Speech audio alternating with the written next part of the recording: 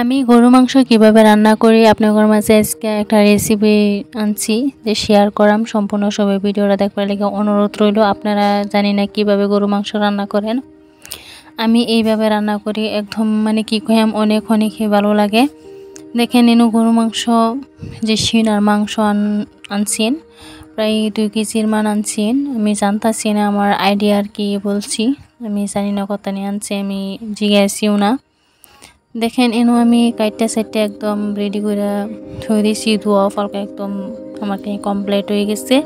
দই আছে হেরা সরের মধ্যে আমি থই দিয়েছি পানিটা নিকড়াবার লিগে। আর এনু দেখুন আদা ভাজছি আর পেঁয়াজ, কাঁচামরিচ, লং, এলাচি আছেন, রসুন আমি একদম পাড়া মধ্যে সব করছি, কোনো মিক্সারও মিক্স করছি না।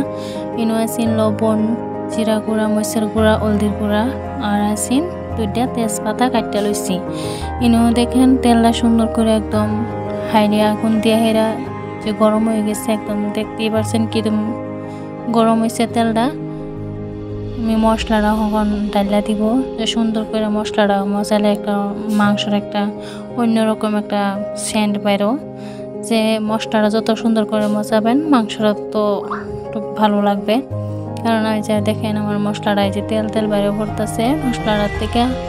আরেকবার ঢাকনা দিয়ে রেখে দিব। এই যে দেখেন 10 মিনিট মান জাল দিছিলাম, এই যে সুন্দর একদম কালার একটা হয়েছে। এইভাবে রান্না করে আপনারা যদি দেখেন, চেষ্টা করে দেখতে পারেন, আমার মতন ভালো লাগে।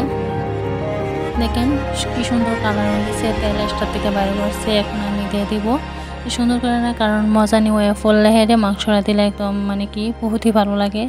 জানি না আপনি ঘরকে বা রান্না করেন, আমি এইভাবে রান্না করি, বহুতই ভালো লাগে। এই যে দেখেন মাংসটি আমি দিয়ে দিতেছি, অনেকগুলো মাংস আমি তাই 2বারে দিব মাংস। কারণ এক হাতে মোবাইল আর এক হাতে লাড়াচাড়া দিবাটা অসুবিধা হইতেছে, তাই কারণে আমি অল্প অল্প করে মাংস দিতেছি আর লাড়াচাড়া দিতেছি। আপনারা ট্রাই করে দেখতে পারেন। যত বললাম না, যত মশলাটা সুন্দর করে মজবে অত সুন্দর দেখবেন, একদম তেল বাইরে পড়তেছে, এই সময় মাংসটা দিয়ে দিবেন। কেন আমি এইভাবেই দিতেছি, বহুতবার লাড়াচাড়া একদম লাড়াচাড়া দিতেই থাকবেন। আমি কিছু অ্যাড করছি না, জাস্ট যে জিরা গুঁড়া, মরিচের গুঁড়া, হলদির গুঁড়া এবার দিয়া হয়েছে। আর কাঁচামরিচ, আদা, রসুন কিছু অ্যাড করছি না।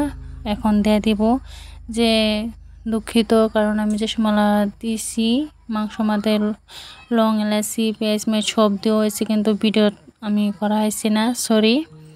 কারণ এইভাবে দিবেন, দিয়ে হেরা আমি যে করলাম না 2বারে দিছিলাম এই মাংসটা দিয়ে হেরা সুন্দর করে লাড়াচাড়া দিয়ে হেরা এখন আবার দিয়ে দিচ্ছি। এই মাংসটা বহুত সুন্দর করে লাড়াচাড়া করে দিয়ে কি লাড়াতে থাকবেন, যেহেতু একদম মিক্স না হবো। সুন্দর দেখতে পারছেন যে আত লাগাইছি না, কারণ একটা আতের কাম আর কি বহুত একটা ডিফারেন্স আছে, কারণ আত লাগাইছি না, তার কারণ একদম তো তাত দেখতেই পারছেন।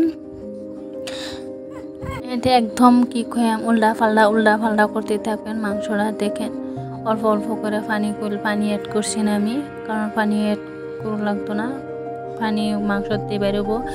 চারপাশটা আমি জাস্ট খাল দিয়ে দিচ্ছি, আর কিছু অ্যাড করছি না। আগে আমি সব বাইটটা দিয়ে দিয়েছিলাম, কারণ বাড়ারটা আর আস্ত দিলে আমরা কি হাজব্যান্ড খায় বালাপানা। মাংসটা আমি 10 মিনিটে লেগে ঢাকনাটা ডাকিয়ে দিছিলাম। দেখেন মাশাআল্লাহ একদম কি সুন্দর কালার আইছে। মোবাইলে অতটুকু ধরুন জানা, কিন্তু বাস্তব একদম সুন্দর কালার হয়ে গেছে, দেখতেই পারছেন।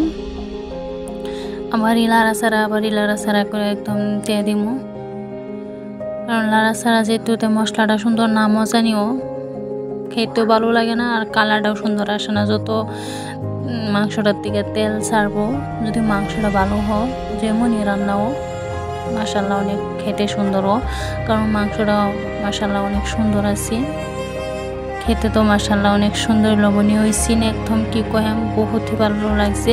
সবাই বলছে হ্যাঁ যে মাংস রান্নাটা বহুতই ভালো লাগছে, কারণ রান্না যেমন তেমন যদি সুন্দর করে মশলাপাতি যদি সুন্দর করে মজায় লন, একদম কি কয়াম পারফেক্ট রান্না হোক। কারণ যেহেতুতে আপনার যেমনই হোক ওই যে আমি দিয়ে দিছি সালন প্রায় আমার শেষের দিকে হয়ে গেছে, তাই আমি গরম মশলা। আমার রেসিপিটা আপনাদের মাঝে কেমন লাগছে অবশ্যই জানাবেন, আর ভালো লাগলে লাইক শেয়ার কমেন্ট করে যাবেন। আর চ্যানেল থেকে যদি দেখেন তো চ্যানেলটা সাবস্ক্রাইব করে দিবেন, আর ফেসবুকের থেকে যদি দেখেন তো ফলো করে দিবেন। আল্লাহ হাফিজ।